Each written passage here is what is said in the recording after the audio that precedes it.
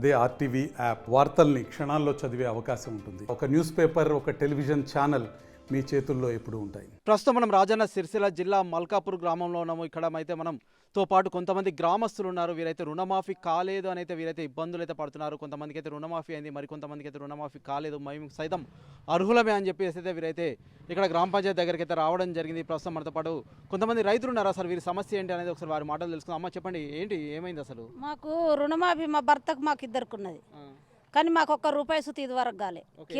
ఎంత ఉంది మీది మామూలుగా? మా ఆయనకు 1,40,000 ఉంది, నాకు 1,20,000 ఉంది. ఓకే, కానీ ఎవరికి ఇవ్వరు. కేసీఆర్ చేయలే మాకు రూపాయి, ఇప్పుడు ఈయన చేయలే. మాకు రుణమాఫీ కావాలి. అంటే ఏం చెప్తారు మరి వీళ్ళు? వాళ్ళు 2 లక్షలకు మీద ఉంటే అయితే లేవు అంటారు. కానీ మీది లేదు కదా మరి 2 లక్షల మీద? ఇద్దరిది కలిసి 2 లక్షలకు మీద ఉంది. అవును, కానీ ఎక్కువ ఉన్నాయి, మేమే కట్టుకుంటాం కదా. ఆయన అన్నం తమ్మందం ఏదో చేసి ఊకుంటే అయిపోతుంది కదా, అందుకని మేము అడుగుతున్నాం. అంటే మీకు ఇప్పుడు ఏం చెప్తారు మరి? బ్యాంకుకి రా, అధికారుల దగ్గరికి వేరా, వాళ్ళు ఏం ఏమంటారు? అది ఇక మాకు తెలియదు సార్, ఎత్తే తీసుకోర్రి, మేమేం చేస్తాం అంటారు. ఎన్ని రోజుల నుంచి తిరుగుతారు మీరు? మేము ఇప్పుడు ఈ పైసలు అందరికి పడ్డ సంది మేము తిరుగుతాను. మాకు అప్పుడు వాళ్ళే రూపాయి, కేసీఆర్ వేసినప్పుడు ఇప్పుడు రూపాయి వాళ్ళే. మరి ఏం చెప్తారు దీనికి సంబంధించి? ఇంకా ఎట్లా కావాలి పైసలు అందరికి పడ్డప్పుడు మాకు సుత కావాలి. అన్నం తమ్మందం ఏదో వెయ్యాలి, చేసి ఊకుంటే ఎక్కువ ఉంటే మేమే కట్టుకుంటే అంత అని మేము మాకు కావాలి పైసలు అని మేము అడుగుతాను.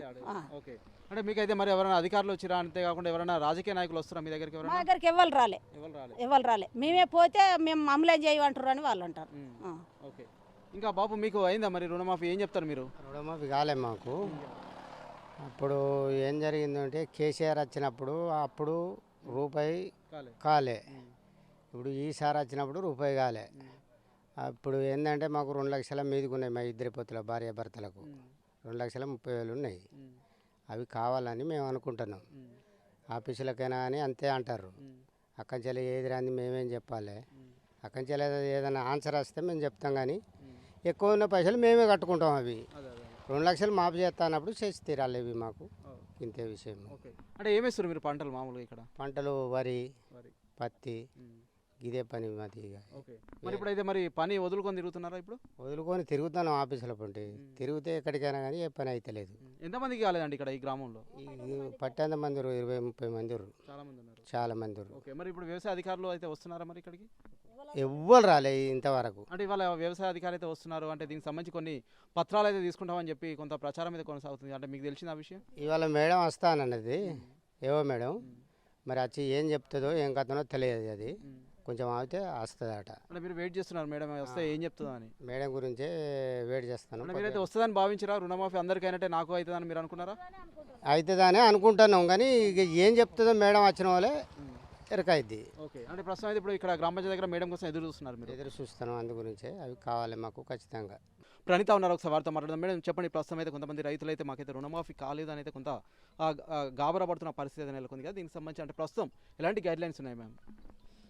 రుణమాఫీ పథకం 2020-24 12/12/2018 నుంచి 9/12/2023 వరకు తీసుకున్న పంట రుణాలకి ఈ మాఫీ పథకం వర్తిస్తుందండి.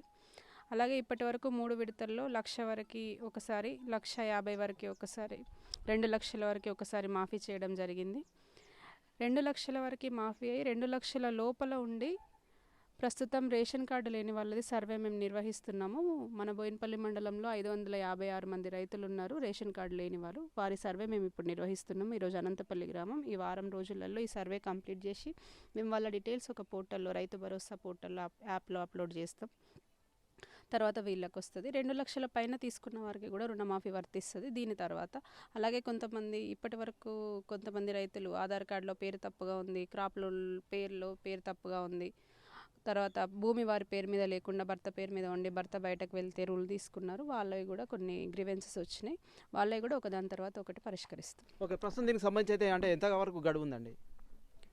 చెప్పలేదు, అంటే గడువు అయితే ఇప్పటివరకు అయితే ఏం లేదు. అంటే ప్రస్తుతం మీరైతే ఇప్పుడు ప్రాక్టికల్ అయితే ఇప్పుడు గ్రామాలు అయితే కలిగి తిరుగుతున్నారు, అందరు రైతులతో అయితే మాట్లాడుతున్నారు కదా, అంటే వారి నుంచి ఎటువంటి సమస్యలు అయితే వస్తున్నాయి? ప్రధానంగా కొంతమంది రైతులు అయితే రేషన్ కార్డు ప్రామాణికంగా తీసుకున్నారని చెప్పేసి అయితే కొంత ఇబ్బందులు పడుతున్న పరిస్థితి అయితే ఉంది. ఎందుకంటే 10 సంవత్సరాల నుంచి అయితే రేషన్ కార్డ్స్ అయితే కొత్తగా రాలేవు, గతంలో ఉన్న రేషన్ కార్డ్స్ ఉన్నాయి. ఇప్పుడైతే మాకైతే పాస్బుక్లు కావచ్చు ఎవరి పేరు మీద వారికి అయితే ఉన్నాయని చెప్తున్నారు కదా, దానికి సంబంధించి ఏమైనా సమాచారం ఉందండి మీ దగ్గర?